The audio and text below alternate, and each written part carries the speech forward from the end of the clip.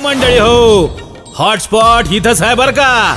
तर मग चला चॅनलला सबस्क्राईब करा आणि घंटी नक्की वाजवा. ती श्रीमद भगवत गीता आपल्याला सांगते पिंडदान आणि उदकदानादी क्रिया लुप्त होऊ देऊ नका. पतंती पितृहुषा लुप्त पिंडो दख क्रिया. गेलेल्या पितरांच्या पिंडदान आणि उदकदानादी क्रिया लुप्त होऊ देऊ नका. आणि जर गेलेल्या पितरांच्या पिंडदान आणि उदकदानादी क्रिया जर लुप्त झाल्या तर गेलेले पितर नाराज होतात. आणि नाराज झाल्याच्या नंतर आशीर्वाद द्यायला ते काही संत नाही. मग ते शाप देतात आणि ते म्हणतात की अह कटाकट करीती पितर वंश दुराचारी पुत्र झाला. माझ्या वंशामध्ये दुराचारी काय झाला?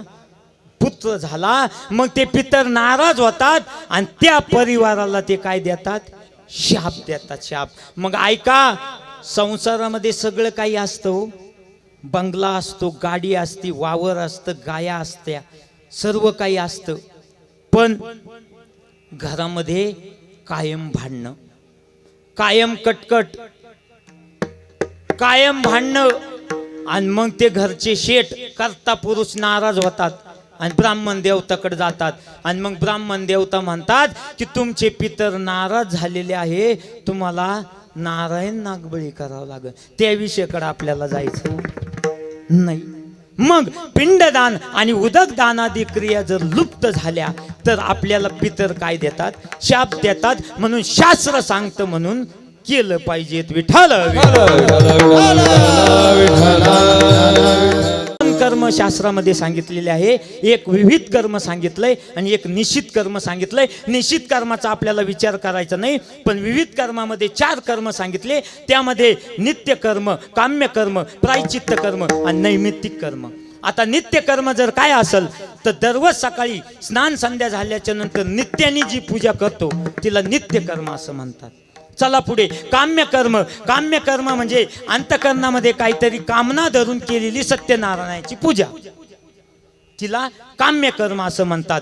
तिसरं कर्म सांगितलंय ते म्हणजे प्रायश्चित्त कर्म. प्रायश्चित्त कर्म म्हणजे आपल्याकडून नकळत पाप घडतं, नकळत पाप घडतं आणि मग त्याचं प्रायश्चित्त आपण घेण्यासाठी एखाद्या तीर्थक्षेत्रामध्ये जातो आणि तिथं त्याचं काय घेतो? प्रायश्चित्त घेतो. आणि चौथं कर्म सांगितलंय ते म्हणजे नैमित्तिक कर्म. ते म्हणजे आजचं प्रथम पुण्यस्मरण, वर्ष श्राद्ध, विधी, तिथी. विठ्ठल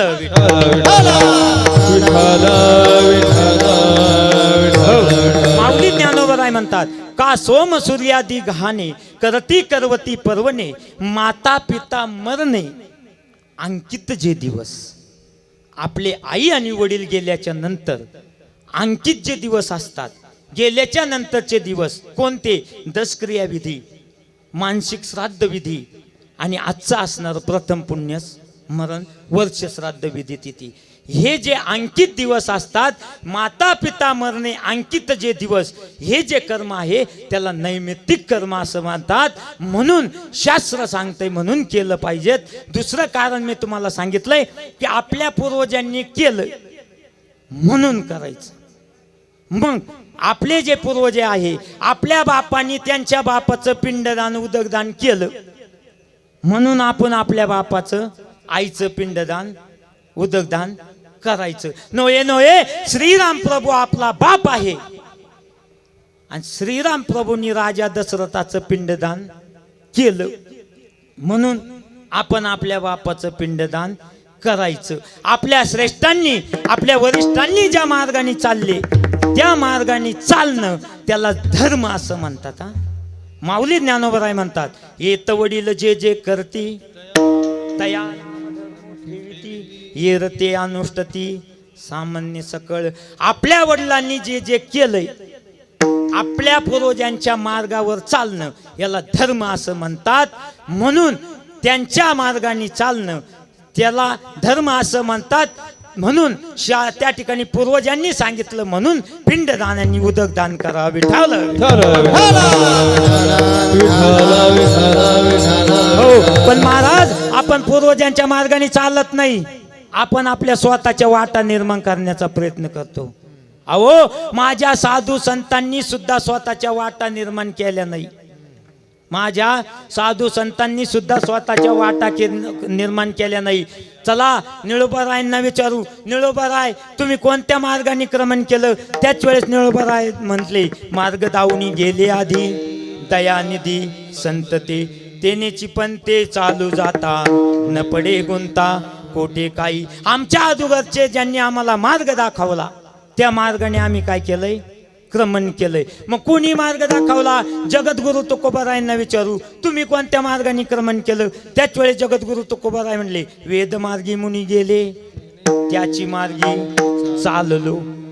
ज्या मार्गाने आमचे वेद गेलेत, ज्या मार्गाने आमचे मुनी गेलेत, त्याच मार्गाने आम्ही काय केलंय? क्रमण केलंय. चला ज्ञानोबारायांना विचारू, तुम्ही कोणत्या मार्गाने क्रमण केलं? त्याच वेळेस माऊली ज्ञानोबाराय म्हटले, भाष्यांकारा ते पुसतो व्यासाचा मागोबा घेतो. भाष्यांकार म्हणजे आद्य गुरु शंकराचार्य. आद्य गुरु शंकराचार्य ज्या मार्गाने गेले, नोहे नोहे व्यास भगवान ज्या मार्गाने गेले, त्याच मार्गाने आम्ही काय केलंय? क्रमण केलंय. म्हणून असणाऱ्या साधू संतांनी सुद्धा स्वतःच्या वाटा निर्माण केल्या नाही. विठ्ठल विठ्ठल.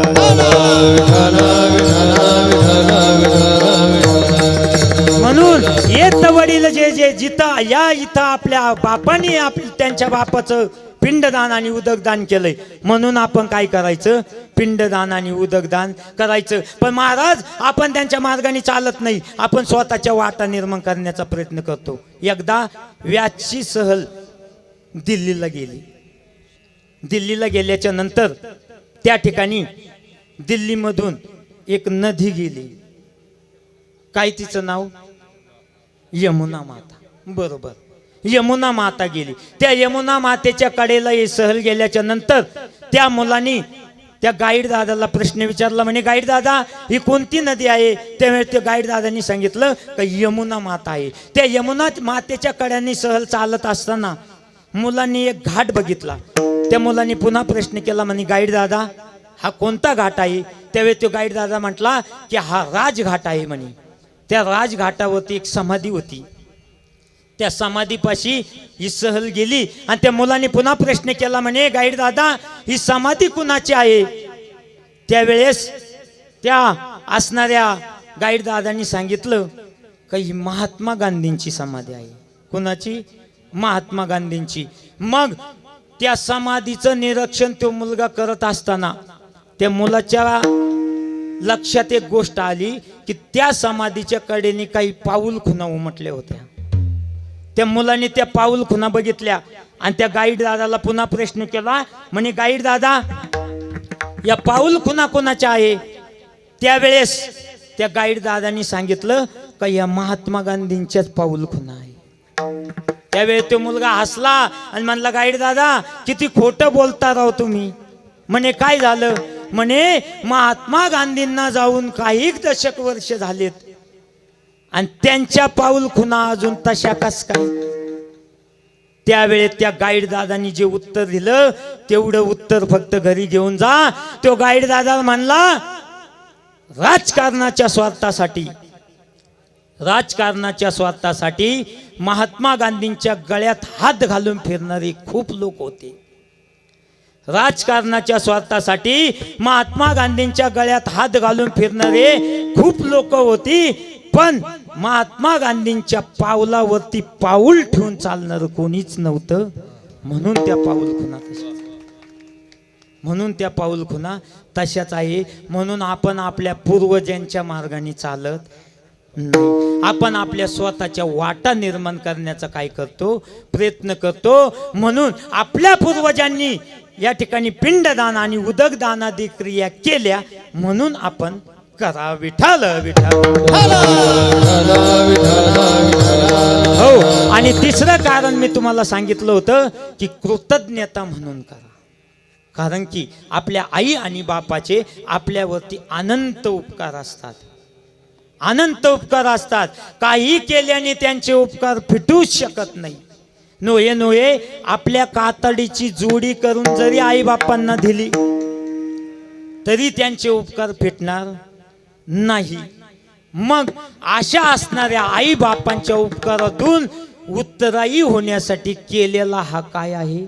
प्रयत्न आहे बरं का. म्हणून आजचा जो प्रथम पुण्यस्मरण आहे हा कृतज्ञ सोहळा आहे बरं का. कृतज्ञ सोहळा आपल्या आई बापाच्या उपकारातून उत्तराई होण्यासाठी केलेला हा काय आहे? छोटासा प्रयत्न आहे. प्रयत्न. असंच मी परवाच्या कार्यक्रमामध्ये म्हटलो संगमनेरला, तिथल्या एका भाविकांनी कीर्तन झाले, माझी भेटच घेतली. तो म्हटला, महाराज काही केल्याने आई बापाच्या उपकारातून जर उत्तराई होताच येत नसलं तर मग कशासाठी एवढा खटाटोप करायचा? कशासाठी हा मंडप? कशासाठी साऊंड सिस्टीम? कशासाठी महाराष्ट्रातले दिग्गज कलाकार बोलवायचे? कशासाठी एवढं अन्नदान करायचं? मी म्हणलं, बाबा आई बापाच्या उपकारातून उत्तराई होताच येत नाही. तू काही कर, होताच येत नाही. पण त्यांनी तुला हे जग दाखवलं म्हणून त्यांची कृतज्ञता म्हणून तर काहीतरी कर ना. कृतज्ञता म्हणून तरी काहीतरी कर. जसं सूर्य देवता उगवतात आणि उगवल्याच्या नंतर सर्व जगामधला अंधकार काय करतात? नष्ट करतात. करतात की नाही? मग त्या सूर्य देवताचे आपल्यावरती किती उपकार आहे किती महाराज? अनंत उपकार आहे. मग त्या सूर्य देवताला आपण त्यांच्या इतक्याच प्रकाशाने ओवळू शकतो का? ओवळू शकतो का? नाही ना. पण त्यांची कृतज्ञता म्हणून तुम्ही छोटीशी पंक्ती घेऊन त्यांची आरती तर करू शकता ना. म्हणून आजचा जो दिवस आहे कृतज्ञता दिवस आहे. कृतज्ञता म्हणून काय करा? पिंडदान आणि उदकदान आदी क्रिया करा. विठ्ठल विठ्ठल. म्हणून श्राद्ध विधी, पिंडदान विधी, उदकदान आदी क्रिया लुप्त होऊ देऊ नका. कारण की मनुष्याच्या जीवनामध्ये अनेक पर्वकाळ आहे. त्यामध्ये 2 पर्वकाळ महत्वाचे सांगितलेले आहे. अगदी ध्यान देऊन ऐका. कारण की काय झालंय, ज्या वेळेस कीर्तन समाप्तीची वेळ असते त्यावेळेस कीर्तनाला प्रारंभ झालाय. त्याच्यामुळे तुम्हाला थोडीशी आळस आला असेल, पण काही टेन्शन घेऊ नका. वेळेत तुम्हाला सोडणार आहे. विठ्ठल विठ्ठल विठ्ठल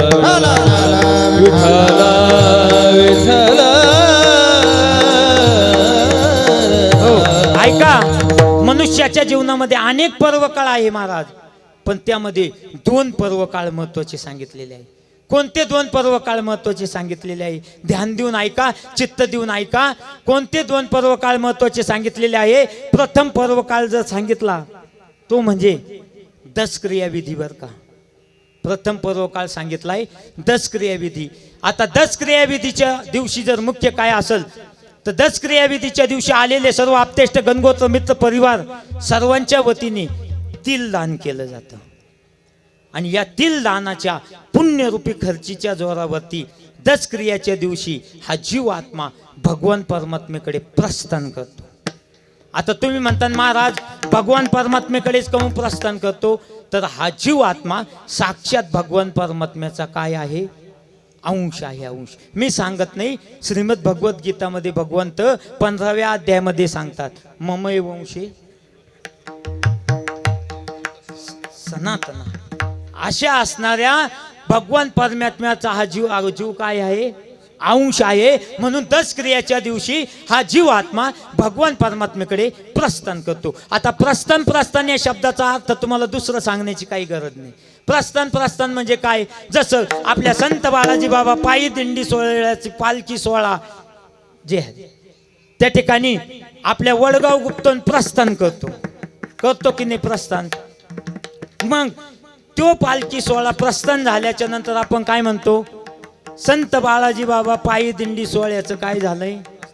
प्रस्थान झालंय. प्रस्थान. तसं 10 क्रियाच्या दिवशी हा जीव आत्मा भगवान परमात्मेकडे प्रस्थान करतो. आता प्रस्थान करत असताना दरमाही श्राद्ध घालावं लागतं. दरमाही श्राद्ध म्हणजे आपल्या भाषेत महिना जीव घालावं लागतो. आता काही म्हणतात ते 5 मासी श्राद्ध घालावं लागतं. आता त्या 5 मासी श्राद्धाचं ग्रंथामध्ये असं अवलोकन आलेलं आहे का हे 5 मासी श्राद्ध या गेलेल्या पितरांसाठी नसून त्यांचे पितर जर अतृप्त असतील तर त्यांच्यासाठी 5 मासी श्राद्ध घातलं जातं. असे 11 माई श्राद्ध घातल्याच्या नंतर 365व्या दिवशी म्हणजे आजच्या प्रथम पुण्यस्मरण वर्ष श्राद्ध विधी तिथीच्या दिवशी आजच्या दिवशी या द्वारका माईंचा जीव आत्मा भगवान परमात्म्याच्या प्रवेशद्वारापाशी उभा आहे बरं का. कुठं? प्रवेशद्वारापाशी. आणि ते भगवान परमात्म्याचे दूत आडवतात आणि त्या जीव आत्माला म्हणतात, आई तुमचं आजपर्यंतचं पुण्य संपलेलं आहे. तुम्हाला जर आता पुढे भगवान परमात्म्यामध्ये विलीन व्हायचं असेल तर तुम्हाला पुण्यरूपी काय लागन? खर्ची लागन, खर्ची. जसं आता तुम्ही या ठिकाणून आमच्याकडे निघाले, राहुरीला जायला बसमध्ये बसले बाप्पू, बसमध्ये बसले आणि बसमध्ये बसल्याच्या नंतर राहुरी आल्याच्या नंतर कंडक्टर म्हणतो राहुरी आली, उतरून घ्या. तुम्ही जर म्हणले कंडक्टर साहेब मला पुढे श्रामपूरला जायचंय, कंडक्टर म्हणतो पुढलं तिकीट घ्या. तुम्ही जर म्हणले कंडक्टर साहेब मी पुढलं तिकीटही घेणार नाही, खाली उतरणार नाही, मग तो कंडक्टर काय करीन? गचंडून काढीन, गचंडून बाहेर काढीन. तसं आजच्या दिवशी ते भगवंताचे दूत या जीव आत्माला अडवतात आणि म्हणतात, आई तुमचं आतापर्यंतचं पुण्य संपलेलं आहे. तुम्हाला जर पुढे भगवान परमात्म्यामध्ये विलीन व्हायचं असेल तर तुम्हाला पुण्यरूपी काय लागन? खर्ची लागन, खर्ची. मग आजच्या दिवशी जे जे परिवार आपल्या गेलेल्या पितरांच्या पित्यार्थ पिंडदान असेल, अन्नदान असेल, ज्ञानदान असेल, वस्त्रदान असेल, अनेक दानाचे प्रकार आहे, ते दान करतात आणि त्या दानाच्या पुण्यरूपी खर्चीच्या जोरावरती आजच्या दिवशी या माईंचा जीव आत्मा भगवान परमात्म्यामध्ये काय होणार आहे? विलीन होणार आहे, विलीन. म्हणून आजच्या दिवशी जे जे परिवार